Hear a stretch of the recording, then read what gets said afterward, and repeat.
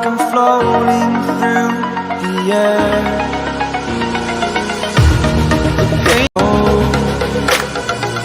I am restricted, fixed upon the web. I need to kick the habit that my mind is breathing. Fearless.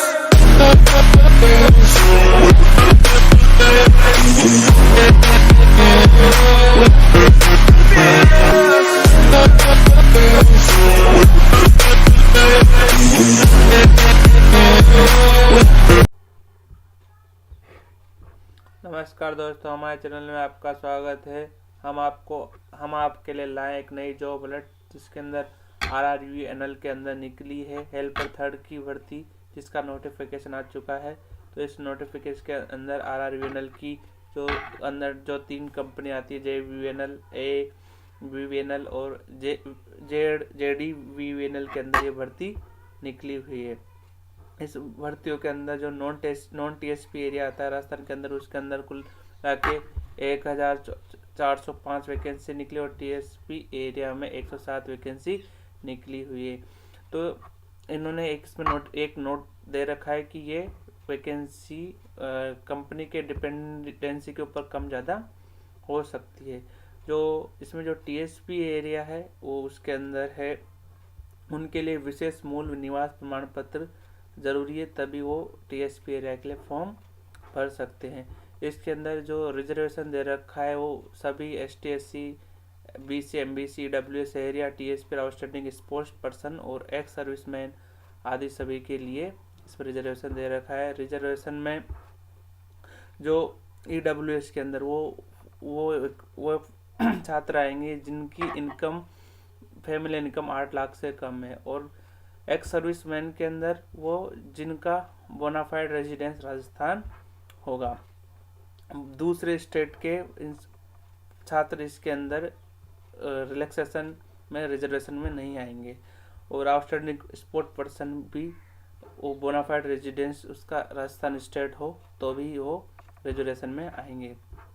इसके अलावा शहरिया जो 12 district के अंदर होते हैं वो इसके अंदर रिजर्वेशन में आएंगे, और हार्ड ऑफ हियरिंग वाले भी इसके अंदर 40% मेडिकल बोर्ड अगर उनके पास हो तो ही वो इसके अंदर आएंगे।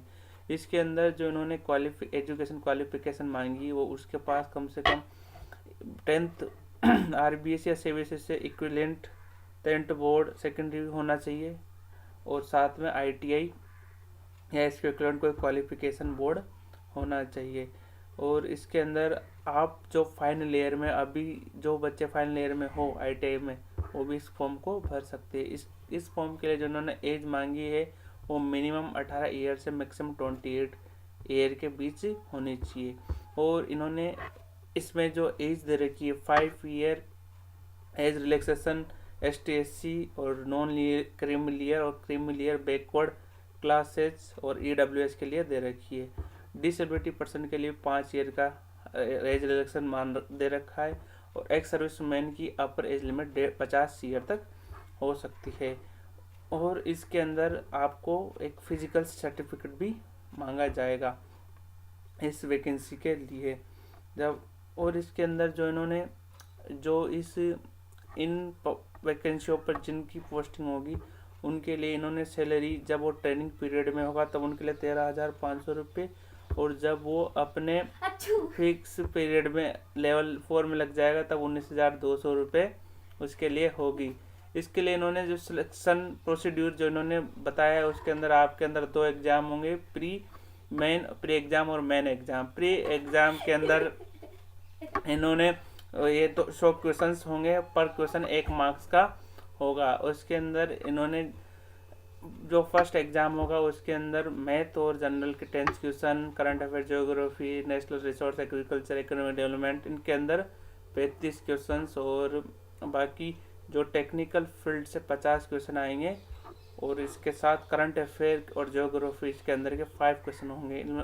कुल मिला के 100 क्वेश्चन होंगे, और 2 घंटे का एग्ज़ाम होगा। ये प्री एग्ज़ाम होगा। इसके आधार पर बच्चों को सिलेक्ट किया जाएगा। इसके आधार पर जो उन्होंने जितनी वैकेंसी निकाली है उससे 10 टाइम एक्स्ट्रा वो बच्चे इसमें लेंगे, और फिर उनके द्वारा उनको मेन एग्ज़ाम दिलवाएंगे। मेन एग्ज़ाम में भी लगभग ऐसा ही पैटर्न होगा। उसके अंदर जनरल साइंस से 5 क्वेश्चन, एलिमेंट्री मैथ से 5 question, current affair, math, geography और हिस्ट्री, कल्चर, राजस्थान से 30 question, current affair, geography and natural resources of world और इंडिया से 10 क्वेश्चन। और पार्ट बी के अंदर उसमें हाइट है कि नॉलेज रिलेटेड 150 क्वेश्चन होंगे। इसे कुल मिला के इसमें 150 क्वेश्चन होंगे और 2 घंटे का एग्ज़ाम होगा। और इसके अंदर दोनों फर्स्ट और जो सेकंड एग्ज़ाम होगा पीओ मैग्नेट के अंदर, दोनों में प्रत्येक क्वेश्चन में 5 ऑब्जेक्टिव आंसर होंगे। और इसके बेस पर ही इस एग्ज़ाम के अंदर कोई नेगेटिव मार्किंग नहीं होगी और इस एग्ज़ाम के बाद इंटरव्यू भी नहीं होगा। तो इसके अलावा इसके अंदर जो उन्होंने इसके अंदर जो बच्चे जो सेंटर सेलेक्ट कर सकते हैं वो जयपुर, कोटा, अजमेर, उदयपुर, जोधपुर, बीकानेर, श्रीगंगानगर, हनुमानगढ़ और सीकर और अलवर ये आप सेलेक्ट कर सकते हैं। इसके अलावा इसके अंदर वो कैंडिडेट डिस्क्वालीफाई होंगे जिनके एक से ज़्यादा स्पॉन्स लिविंग हो और वो सेटिस्फाई नहीं हो उस लोगों से, तो वो इसको इस एग्ज़ाम को, इस वैकेंसी को फिल नहीं कर सकते हैं, इसके लिए डिस्क्वालीफाई है। इसके जो एग्ज़ाम फॉर्म की ड्यूरेशन है सबमिट करने की वो 9 फरवरी से 28 फरवरी के बीच है। और जनरल जिनकी इनकम 2.5 लाख से अधिक है वो 1200 रुपये इसमें फ़ीस लगेगी। जिनकी 2.5 लाख से कम इनकम है जनरल में या फिर ST SC BC non creamy layer EWS के हैं उनके लिए 1000 रुपये इसकी फ़ीस लगेगी। और इसका ऑनलाइन इसको फीस कर सकते हो। इसमें जब आप पेमेंट को जब पे करोगे तब इसके अंदर आप एप्लीकेशन फॉर्म के साथ आप पेमेंट गेटवे या पेमेंट प्रोसेस से आप इसको फॉर्म को भर सकते हैं। पेमेंट आप debit card, credit card, net banking से भर सकते हैं। इसके अंदर एक विशेष ध्यान देने की बात है कि जब आप फॉर्म भरते हो तो उस टाइम जब intimation from servers please wait, अगर कुछ ऐसी प्रोसेस आए तो आप इसको बैक या रिफ्रेश ना करें वरना डबल चार्ज भी लग सकता है।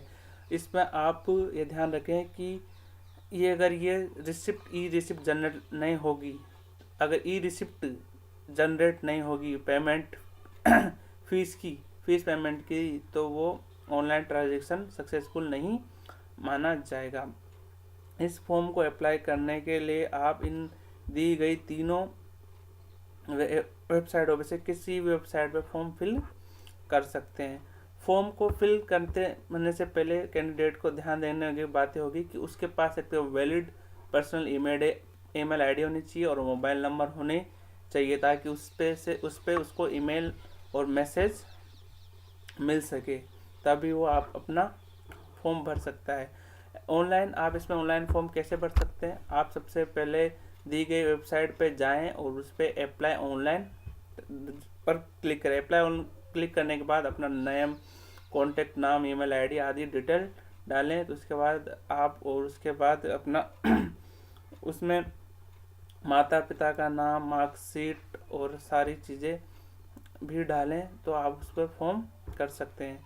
और उसके बाद आप उसको सबमिट कर दें तो इस तरह आप फॉर्म फिल कर सकते हैं। उसके अलावा इसके अंदर आपको फ़ोटो, सिग्नेचर और हैंड रिटन डिक्लेरेशन भी स्कैन करके अपलोड करना होगा। और उसके बाद लास्ट में आपको पेमेंट का ऑप्शन आएगा जिसमें आप पेमेंट कर सकते हैं।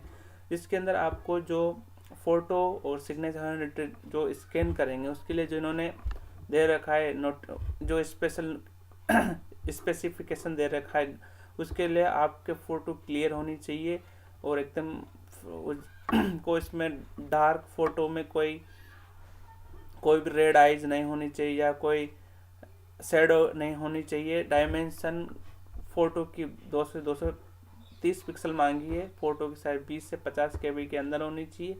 सिग्नेचर इमेज 140 से 60 पिक्सल के बीच मांगी है और फोटो की साइज 10 KB से 20 KB के बीच होनी चाहिए।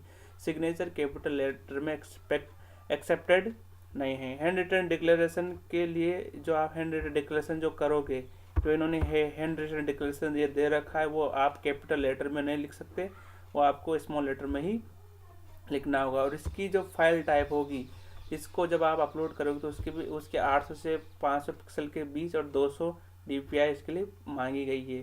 100 KB से अधिक आपकी ये फाइल नहीं होनी चाहिए। स्कैन करते समय फ़ोटो में जो रेजोल्यूशन होना चाहिए 200 dpi से ज़्यादा नहीं होना चाहिए। उसके साथ ही ये पहले बता चुका मैं, फ़ोटोग्राफ 50 KB के अंडर, सिग्नेचर 20 KB के अंडर और हैंड रिटन 100 KB के अंडर होना चाहिए। जब आप इस फ़ोटो को अपलोड करें और या सिग्नेचर और हैंड रिटन को अपलोड करें तो इसके लिए आपको अलग से इसमें सेपरेट लिंक दे रखी है, उस पर क्लिक करने के बाद आप photo, signature, handwritten upload कर सकते हैं। और इसमें ध्यान रखिए, जब आप फ़ोटो आप रजिस्ट्रेशन ऑनलाइन के बाद आपको इसकी ई रिसिप्ट की प्रिंट आउट और ऑनलाइन एप्लीकेशन फॉर्म की प्रिंट आउट लेनी होगी, तो ताकि ये आपके डॉक्यूमेंट्स वेरिफिकेशन के टाइम काम आएंगे। जब इसका फॉर्म का जब कॉल लेटर डाउनलोड करना होगा तो आपके रजिस्ट्रेशन नंबर और डेट ऑफ बर्थ की रिक्वायरमेंट होगी।